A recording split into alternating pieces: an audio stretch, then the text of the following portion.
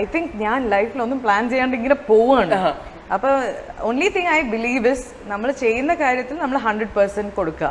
അതെന്താണെങ്കിലും നമ്മളൊരു as A wife, as A daughter, as A mother, give you 100%.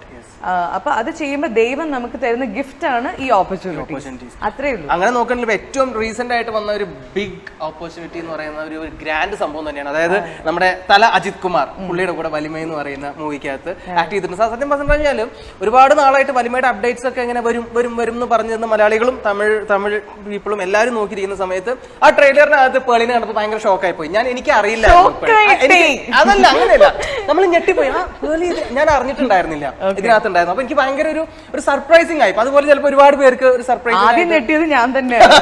ട്രെയിലറിൽ ഞാൻ അന്ന് ഗോയലാണ്. അപ്പൊ ശ്രീനി ഞാനൊക്കെ ഇങ്ങനെ ഗോയിൽ ഇങ്ങനെ കറങ്ങി നടക്കുന്നു. അപ്പൊ ഞങ്ങൾക്ക് അറിയാം ട്രെയിലർ റിലീസ് ആവുമെന്ന് അറിയാം. അപ്പൊ ഞാൻ പ്രതീക്ഷിക്കുന്നില്ല, എന്നെ കാണിക്കേണ്ട കാര്യമില്ലല്ലോ എന്നൊക്കെ ഞാൻ ആലോചിക്കുന്നുണ്ട്. സാധാരണ ചെറിയ റോളാണ്. അപ്പൊ പക്ഷെ ഇമ്പോർട്ടന്റ് ക്യാരക്ടർ, പക്ഷെ ഭയങ്കര റോള് അങ്ങനെ പറയാൻ പറ്റില്ല, എനിക്കൊന്നും പറയാൻ പറ്റില്ല. പക്ഷെ ഞാൻ വിചാരിച്ചില്ല ട്രെയിലറിൽ വരും. I felt very happy. കുറെ പേര് ഇങ്ങനെ സ്ക്രീൻഷോട്ട് ഒക്കെ എടുത്തിട്ട് സ്റ്റോറി ഇടുന്നു.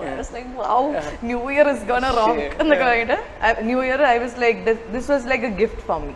ന്യൂ ഇയർ ഗിഫ്റ്റ് 2022 ഏറ്റവും വലിയ ഗിഫ്റ്റ്, ഫസ്റ്റ് ഗിഫ്റ്റ് അത് തന്നെ. അതും അജിത് സാറിന്റെ കൂടെ നിൽക്കുന്ന ഒരു ഫോട്ടോ, ഒരു പോസ്റ്റ്. അത് എന്താ പറയാ, വെറുതെ സ്ക്രീൻഷോട്ട് എടുത്ത് സ്റ്റോറിയും എല്ലാം വേണമെങ്കിലും ഇടാം. ആക്ച്വലി ഇതിന് മുമ്പ് വന്ന ഒരു ബൈക്ക് ആക്സിഡന്റ് ഒക്കെ ഉള്ള ഒരു ട്രെയിലർ വന്നില്ലേ, അതില് ഒരു മൈക്രോ സെക്കൻഡില് ഞാനുണ്ട്. അത് കണ്ടുപിടിച്ചത് ശ്രീനിയാണ്.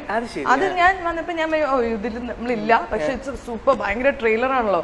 അപ്പം അത് സാർ വീണിട്ട് പിന്നെ എഴുന്നേറ്റ് പിന്നെയും റൈഡ് ചെയ്യുന്ന ഒരു സീനുണ്ട്. അപ്പം ഐ വാസ് ലൈക്ക് ഷോക്ക്ഡ്. ഇതൊക്കെ നടന്നോ ഞാൻ അപ്പോഴാണ് അറിയുന്നത്. ബിക്കോസ് ഞങ്ങളുടെ കോമ്പിനേഷൻ അതൊന്നും ഇല്ല.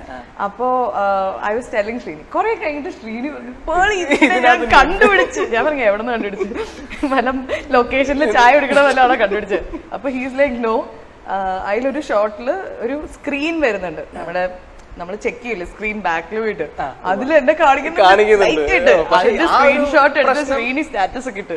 അതിപ്പോ മാറി കിട്ടിയില്ല ആ ഒരു പ്രശ്നം. കാരണം ചെറുതിൽ നിന്ന് ഇപ്പൊ ഈ ട്രെയിലർ ഇറങ്ങിയപ്പോ വലിയൊരു സംഭവമായി. See, the point is, it's a blessing to work with Ajit sir എന്ന് പറയാം. ബിക്കോസ് ചെറുപ്പം പോലെ അജിത് സാറിനെ നമ്മൾ കാണുന്നതല്ലേ.